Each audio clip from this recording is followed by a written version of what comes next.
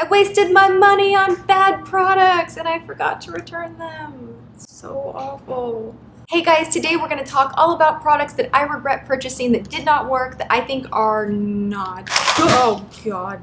I need to part ways with these items. I don't like them. They really did not work out. So let's get started.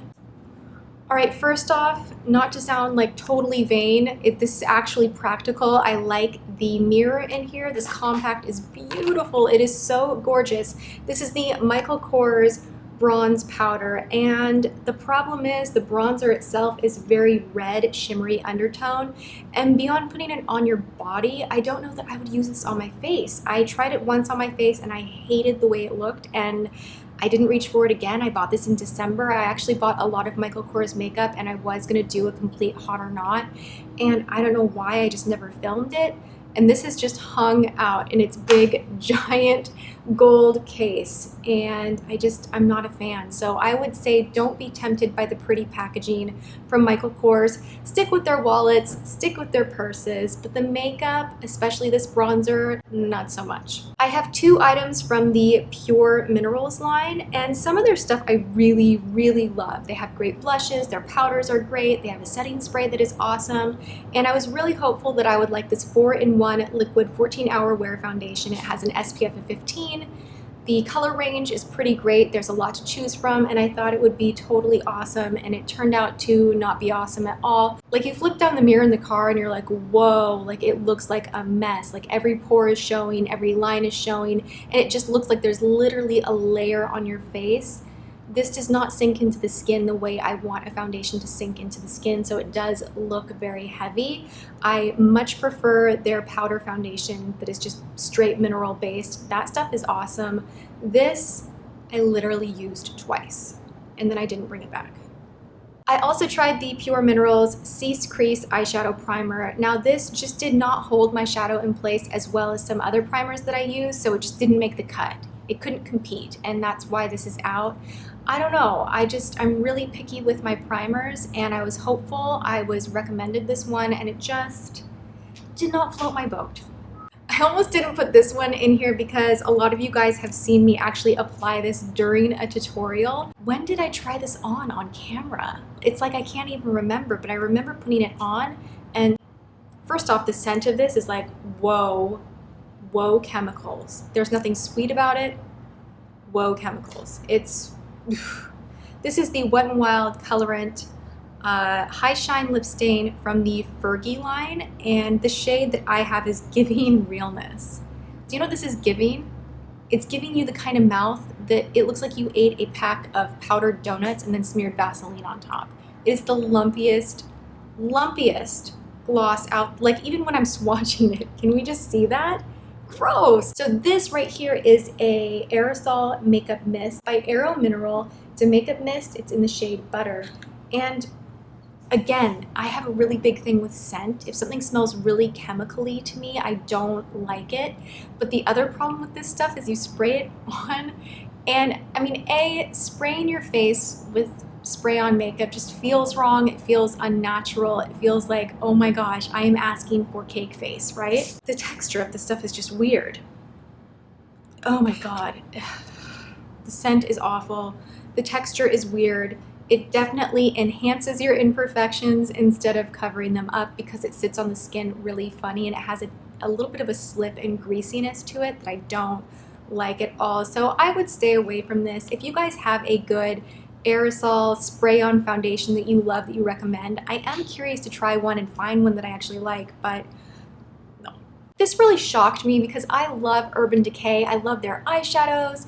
I love their lipsticks. I love so much of the line, and this just did not work out on my skin for whatever reason. This powder looks very powdery on me. Something that I look for in all of my makeup is for it to really mesh with my skin and to look like my skin still. Now this is actually supposed to be like a naked skin powder where it's supposed to be very, very lightweight, and I think I'm being a little more critical about this because of that fact. I just found it to be really heavy and really powdery, and I'm just I used it once on camera and I never used it again. It was kind of one of those things where I was like, nope, I don't look cute, I don't feel cute, it's just not sitting well, it kind of itches, and I want nothing to do with this. This is the shade Naked Medium. Really pretty packaging though.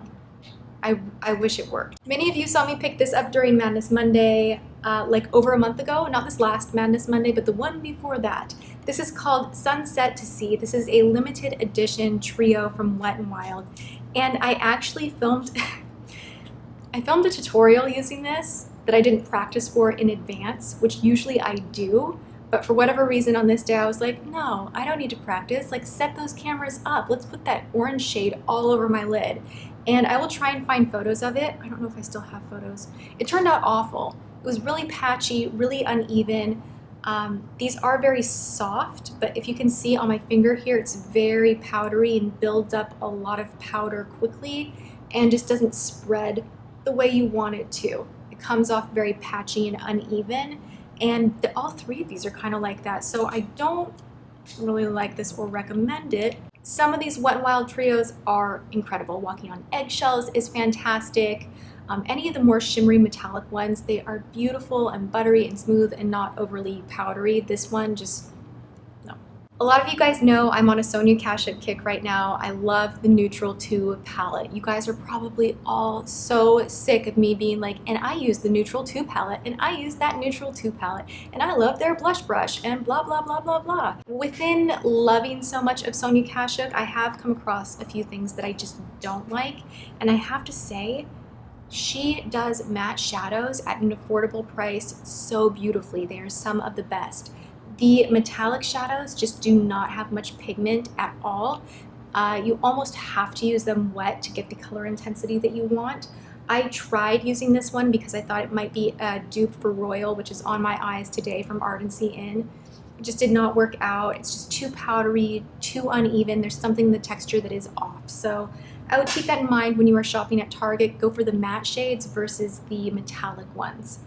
And then this brow quad, I briefly mentioned in my Hot or Not Sonia Kashuk. I actually thought that I threw it away, but I put it in a pile with stuff I didn't like. Anyway, this is what the quad looks like that I was complaining about. It's just too waxy, not enough color. I think that you do have to kind of pay a little more for brow products in particular, and I am just so stuck on my Anastasia brow pomade and Brow Wiz. Oh, that combo is just magic. It will make you look like you have the brows that you just never had, that you weren't born with, but it'll look like you have good brows. This is a shadow from Elle, and I used this in a Get Ready With Me day-to-date night, and it's a beautiful color, but again, you run into that issue of when you pick it up with your fingertip and you apply it on the lid, it does that bunchy, powdery, unsmooth, uneven type of a thing, and you get a lot of fallout. I've tried a couple of shades from Elle, and they all have that same kind of consistency where you almost have to dig into the powder to get the product, and if you use a brush, you're not going to get enough pigment, but when you use your fingertip, you're going to grab too much and it's going to create a lot of fallout. So just not a big fan of these singles. No.